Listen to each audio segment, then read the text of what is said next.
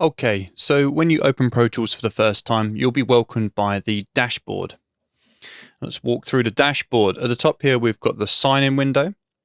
So you can sign into your Avid account to access your online storage and projects. We have a Create tab to create a new session. We have a Recent tab for recent sessions. We have projects, which will only be accessed via the cloud. And we have this new Getting Started tab. But let's go into Create and work from here. So name, this will be the name of your session. Below that, we have the storage options. Do you want to save to a local drive, or do you want to save to the cloud and use it as a project? I'd recommend always using local for now. I don't think anyone's really using projects for post-production. Beneath that, we have Create from Template. Pro Tools comes with some pre-installed templates. There's some new, really simple getting started ones there. And then you've got some post-production ones. And you can save your sessions as templates, and they'll appear in here and in this drop down here. But we're going to build a session from scratch today. Down the bottom here, we have got file type. Most of the post-production industry are using broadcast WAV, but there is an option for AIFF. Sample rate, how many samples per second. Music is traditionally 44.1 kilohertz. Post-production is traditionally 48 kilohertz. Now you'll see there are some higher sample rates here.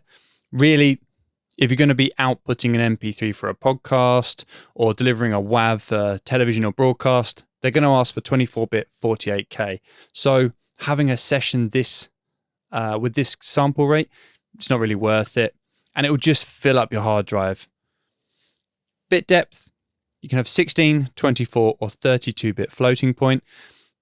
16 is great, 24 is better, 32 is a bit of overkill. The benefits of 32 is you can't digitally clip it. It manages to adjust itself to allow the decimal point to move to adjust to the dynamic range, basically. So I recommend 48K 24-bit. We have I/O settings. I/O settings are your inputs and outputs, how your Pro Tools session will output whether to a stereo mix, 5.1. Now this is handy if you go between studios and you've got a setup that you know you're going to use, or if you've got different speaker setups, but I recommend just setting it to last used. This box here is for interleaved files. Back in the day, Pro Tools didn't like interleaved files. What it would do is it would import them, split them into mono, and it would give one an L and one an R.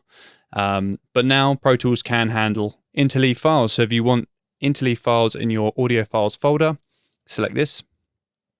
And then we've got prompt for location and choose a location. So this is where you're going to save your session. So you can ask you every time, do a new session, it says, hey, where do you want to put it?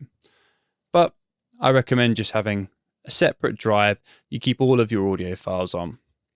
And finally, right down the bottom here, we've got show this dashboard on startup. You can open a file from disk, cancel, and create. And that is what we shall do.